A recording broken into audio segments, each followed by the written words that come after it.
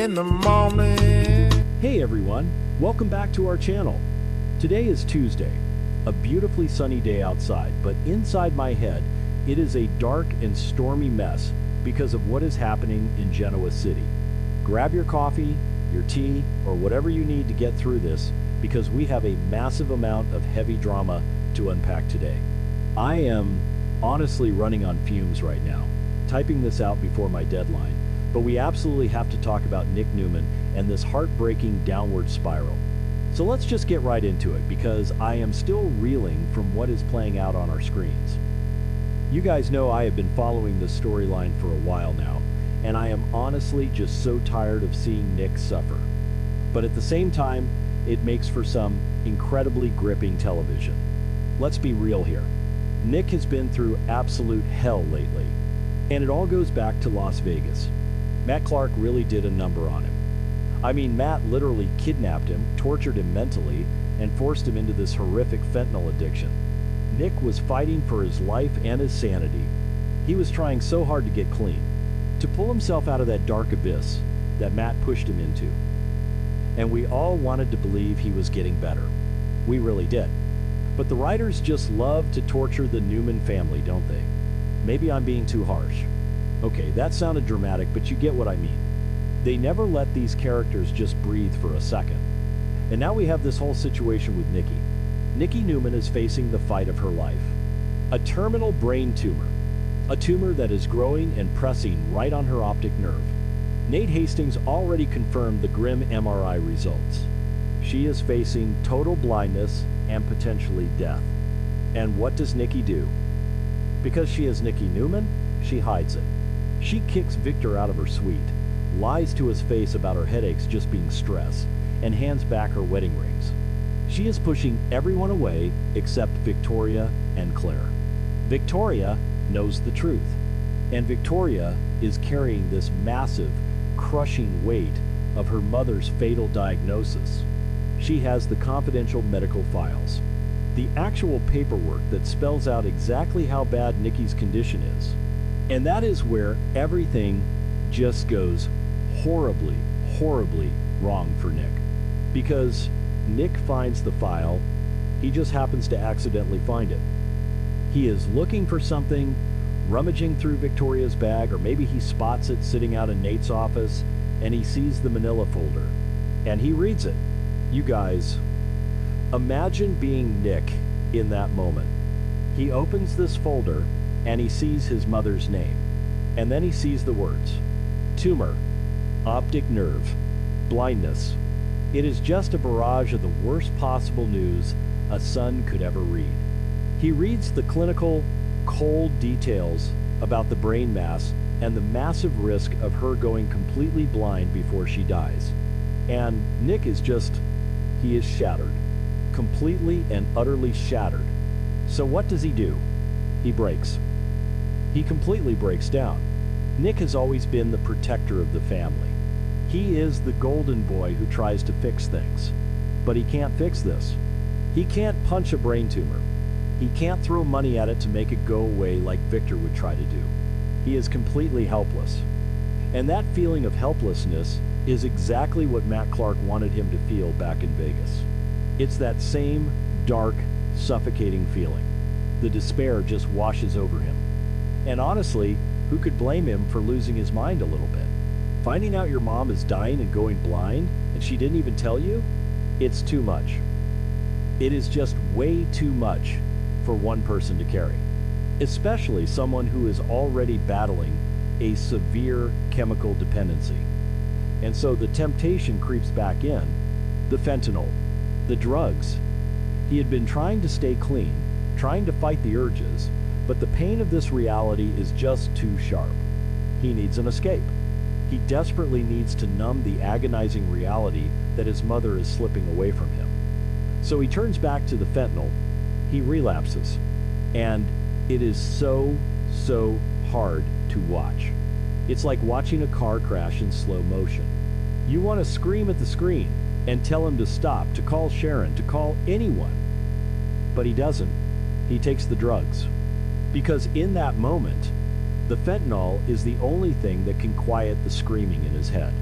The only thing that can make the image of that medical file fade away for just a little while. But of course, the drugs don't fix anything. They never do. They just make everything worse. And now Nick is trapped in this horrible cycle of hiding his addiction all over again. He starts acting sneaky. He's hiding his drug use from everyone.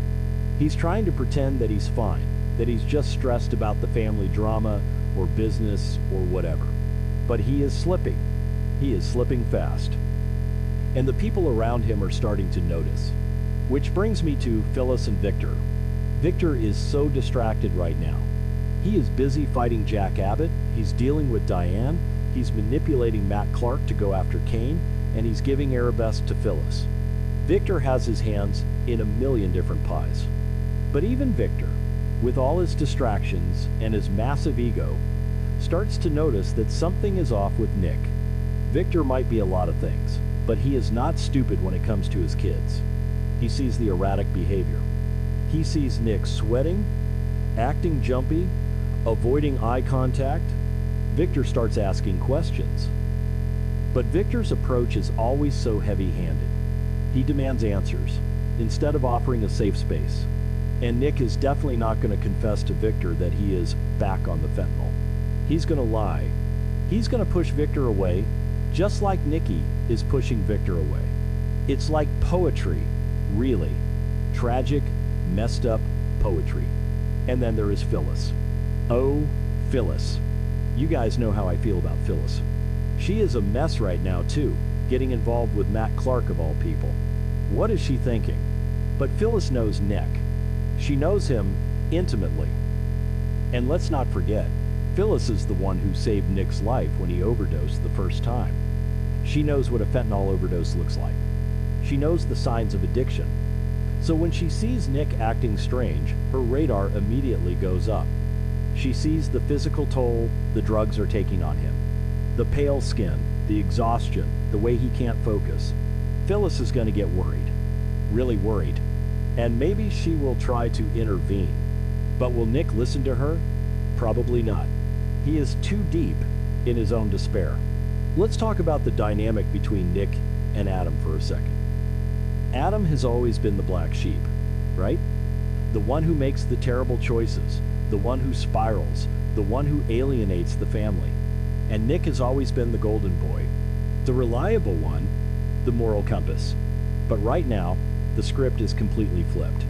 Adam is the one who got publicly exposed and humiliated by Matt Clark, yes, but Nick is the one who is secretly self-destructing. Nick is the one hiding in the shadows, popping pills, shivering from withdrawals, and lying to everyone's face.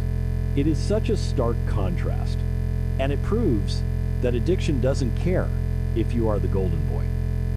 It doesn't care about your bank account or your family name. It just takes over. And seeing Nick, strong, handsome, dependable Nick, reduced to a trembling mess who is desperately searching for his next fix just to avoid thinking about his mother's mortality. It is a masterclass in tragic storytelling. But the most heartbreaking part of all this is Nikki. Nikki, who is dealing with her own failing health. Her headaches are getting worse. Her vision is blurring. She is facing this terrifying reality of going blind. And yet, a mother's intuition is a powerful thing. Even with everything she is going through, Nikki senses that something is deeply wrong with her son. She can feel his sadness. She can feel the profound distance he is putting between them. Nick is trying to hide his pain from her, trying not to burden her because he knows she is sick, even though she doesn't know he knows. It's this tragic dance of secrets. Nick is hiding his drug use and his knowledge of her tumor. Nikki is hiding her tumor and her fear. They are both suffering in silence, right next to each other. It honestly makes me want to cry just typing this out. It's just so sad. And Victoria. Let's talk about Victoria for a second. She is the one who had the file. Victoria is going to start putting the pieces together. She is going to realize that Nick is acting weird, and then she's going to realize that her bag was moved, or the file was touched. She is going to figure out that Nick knows about Nikki's diagnosis, and Victoria is going to panic. because she promised Nikki she wouldn't tell anyone, and now Nick knows, and Nick is spiraling. Victoria is carrying the weight of the entire Newman family on her shoulders right now.